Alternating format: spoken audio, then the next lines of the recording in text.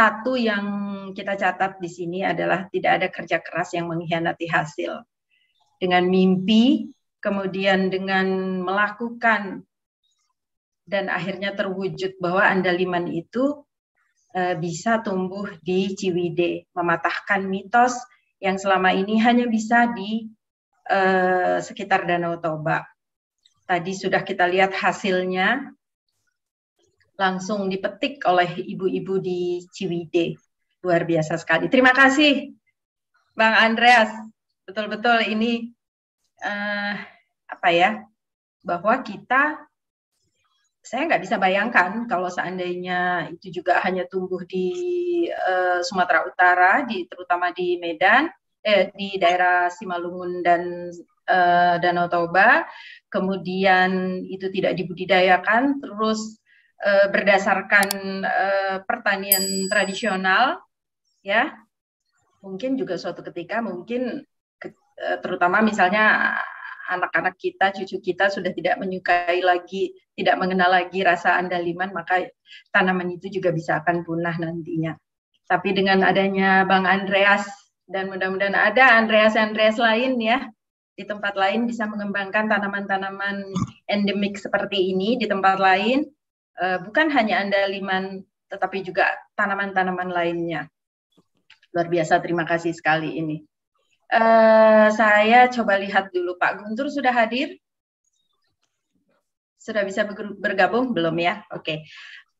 Bang, saya mau tanya, satu pohon, Abang punya berapa pohon? Kalau saat ini sekitar 3.000 pohon total pohonnya.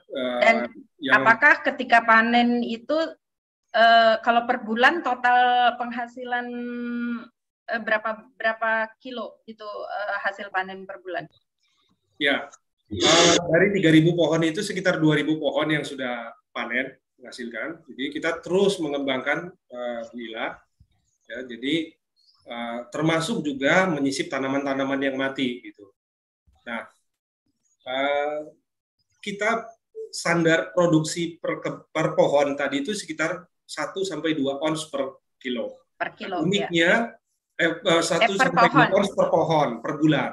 Nah, uniknya panen andaliman ini kan bisa kita atur gitu. Artinya saya menabung di pohon gitu, tidak mesti serempak bersama, sehingga rataan seperti itulah, produksi 1-2 ons per pohon per bulan dan merata sepanjang bulan dalam setahun.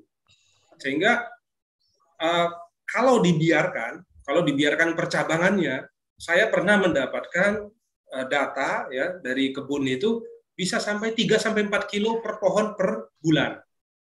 Nah, tapi pada bulan berikutnya dia akan terjadi kekosongan.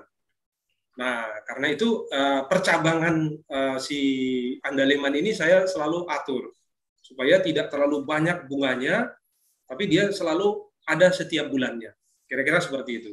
Sehingga kalau misalnya artinya kan kalau kita mempelajari pola konsumsi andaliman gitu ya, pola konsumsi berarti kan berakibat ke harga pasar gitu. Nah, saya juga kadang-kadang suka didesak sama istri itu ya, Bu Ila. Ya udah dong, andalimannya dibanyakin, buahnya bulan sekian gitu. Nah, itu karena menjelang seperti akhir tahun seperti ini banyak kegiatan yang membutuhkan andaliman, itu harganya memang naik. Ya boleh-boleh saja lah dimainin sedikit produksinya gitu. Nah, terutama kalau saya mau mencoba mempelajari siklus harga dalam 1 tahun, ya itu menjelang liburan di tengah tahun itu juga naik harganya. Kemudian di akhir tahun seperti ini naik lagi gitu. Nah, pada bulan-bulan berikutnya agak rendah ya. Tapi karena background saya sebagai seorang orang perkebunan, ya bacanya harus kalau andaliman ini mau dibuat ke arah industri, ya mestinya bahan bakunya ada setiap bulan gitu. Nah, keisengan saya sebagai mantan orang R&D itu kadang-kadang nggak bisa dihilangkan dengan kebutuhan bisnisnya, kira-kira seperti itu. Tapi saya coba mempelajari bahwa produksinya bisa kita modif dengan perlakuan pemupukan dan pruning atau pemangkasan cabang. Kira-kira seperti itu. Iya.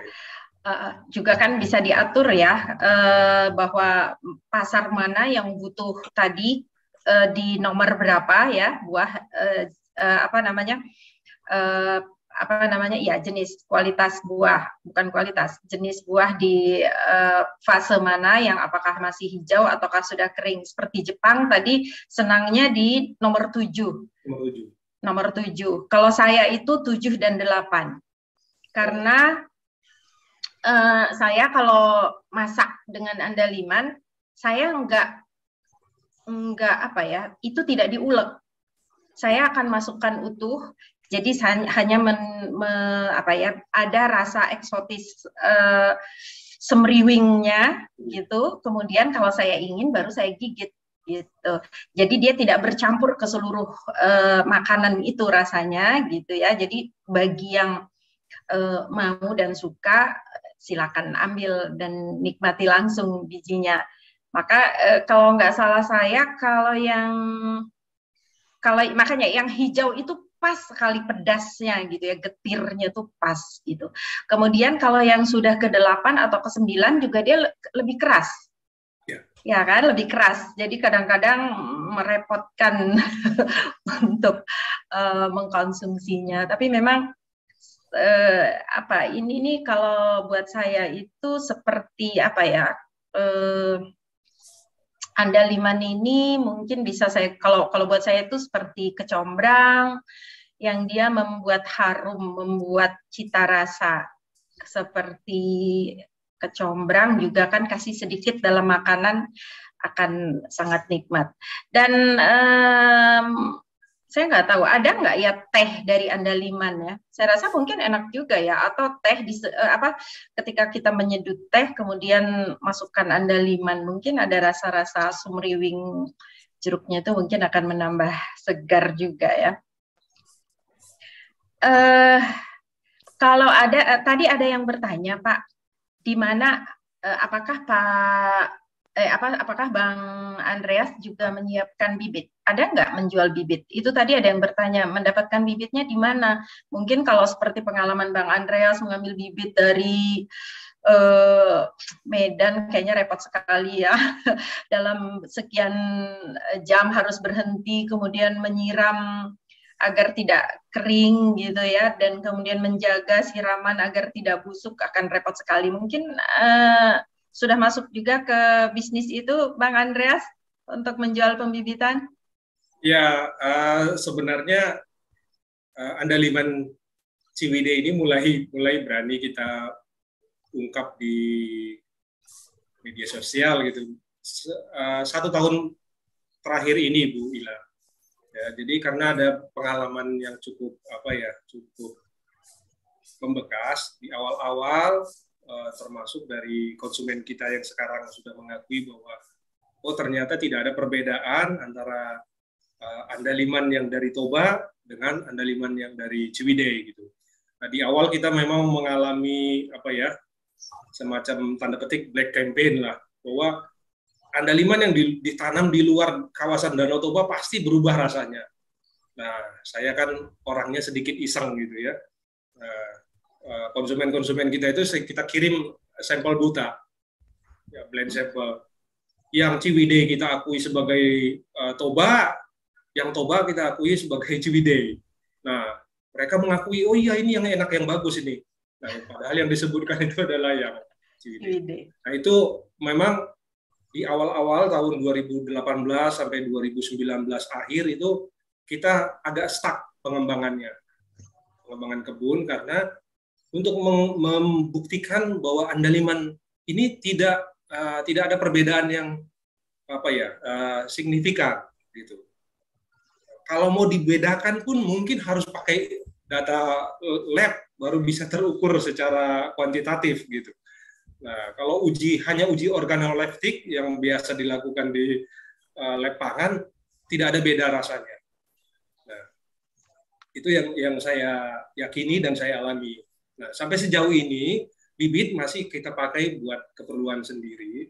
Karena dengan adanya peluang seperti yang ditawarkan dari peluang ekspor dari Jepang tadi, saya berharap ya 2022 populasi ini bisa mencapai sampai ke 10.000 pohon, kira-kira seperti itu. Jadi saat ini pengadaan bibit lebih diutamakan untuk kebutuhan pengembangan kebun sendiri, kira-kira begitu Mbak Ila. Iya, terima kasih. Mudah-mudahan tercapai ya di 2022 10.000 pohon. Dan tadi ada yang bertanya tentang bibit, sudah dijelaskan bahwa kalau saat ini Bang Andreas masih memenuhi kebutuhan sendiri untuk perluasan dari pengembangan dari budidaya andaliman. Tadi juga ada disinggung tentang kalau hama tidak terlalu ini ya, tidak ada yang serius ya sebetulnya, lebih kepada di saat pasca panennya ya. Kemudian ada yang saya pernah dengar bahwa andaliman itu jangan dipupuk, malah kalau dia dipupuk malah dia mati gitu. Itu betul nggak sih, mitos ya? Ya, jadi ada betulnya, ada tidaknya gitu. Jadi pendapat seperti itu benar kalau kita, saya katakan tadi kan, morfologi andaliman itu akarnya halus sekali dan kebanyakan berada di permukaan tanah. Sehingga kalau kita memakai pupuk anorganik atau pupuk sintetis yang berbasis nitrogennya tinggi, itu si akarnya akan terbakar. Sehingga itu yang membuat andalimannya bisa mati. Saya pernah mencobakan dengan 100 gram urea saja ditabur di sekitar pohonnya, sorenya itu pohon sudah layu. Begitu. Jadi yang biasa kita gunakan adalah pupuk NPK yang fast release. Dan itu bentuknya tidak dalam bentuk granul atau butiran, tapi kita cairkan dulu, kita cairkan dalam air, lalu kita dikocorkan ke sekitar batangnya. Kira-kira gitu. Oke, nah itu ya tadi ya. Ya soalnya saya pernah dengar itu, kok aneh gitu. Tapi memang ini unik ya, andaliman ini unik. Dan sebenarnya bukan hanya andaliman, apapun kita harus sangat mengerti, sangat paham dengan morfologinya ya.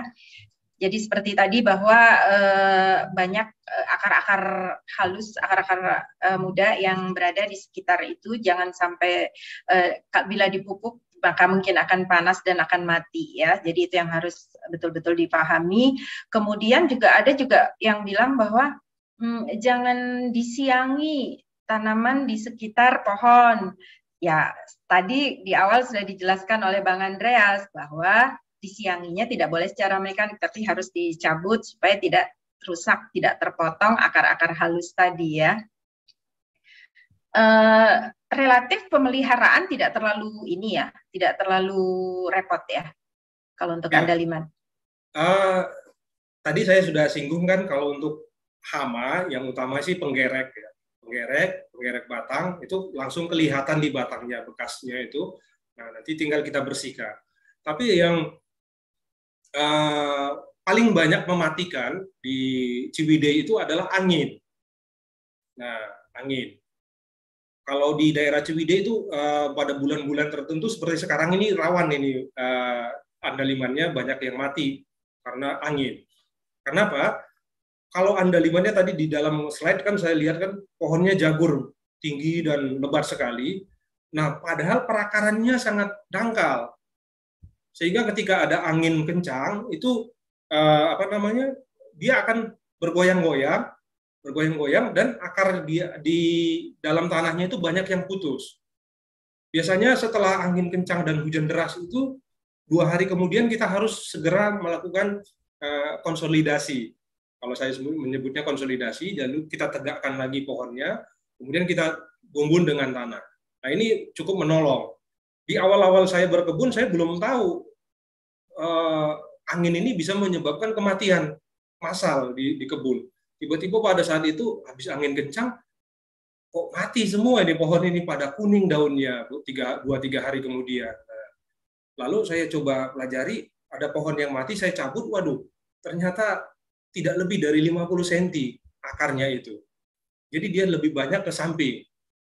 Sehingga wajar ketika ada goyangan angin seperti itu, dia akar-akarnya banyak yang terputus. Nah, ini juga kaitannya dengan tadi yang soal jarak tanam. Ini masih saya coba amati juga, sebenarnya profil tanaman yang paling ideal kita pertahankan itu tingginya seberapa meter sih gitu. Kalau tadi digambarkan ada yang lebih tinggi dari orangnya sampai hampir 3 meter. Ada yang pendek. Nah, yang pendek di kebun saya itu relatif lebih aman dari serangan angin ini gitu. Nah, mungkin untuk daerah-daerah kebun yang kecepatan anginnya tidak terlalu kencang, itu relatif aman. Terutama untuk daerah-daerah yang ada ditanami di daerah-daerah lembah gitu. Nah, tapi kalau kebetulan kebun saya yang di Ciwidey itu ada di puncak bukit, sehingga benar-benar terekspos kalau ada angin kencang. Kira-kira itu yang menjadi kendala selama ini. Kalau hama dan penyakit relatif kecil, malah angin yang menjadi sumber kematian yang paling besar di kebun. Itu. Ya, bukankah ini ada tumpang sari atau tidak ya? Kan bukankah kalau andaliman ini katanya butuh naungan? Dia tidak senang dengan panas yang banyak. Bagaimana Bang Andreas? Ya, kalau itu sebenarnya menurut saya sih ada kaitannya dengan morfologinya tadi. Jadi kalau dibudidayakan secara tradisional tanpa ada input atau kontrol pengairan, memang dia sangat rawan ke kekeringan karena akarnya tadi lembab, sehingga dia cenderung tumbuh di bawah-bawah tegakan pohon-pohon besar. Nah, itu yang bisa survive kalau di daerah-daerah yang tradisional. Gitu. Hanya cenderung pohonnya menjadi etiolasi, produksinya menjadi sedikit. Nah, saya sudah melakukan di daerah terbuka dan total tanaman andaliman, ya, dengan dilakukan irigasi atau penyiraman.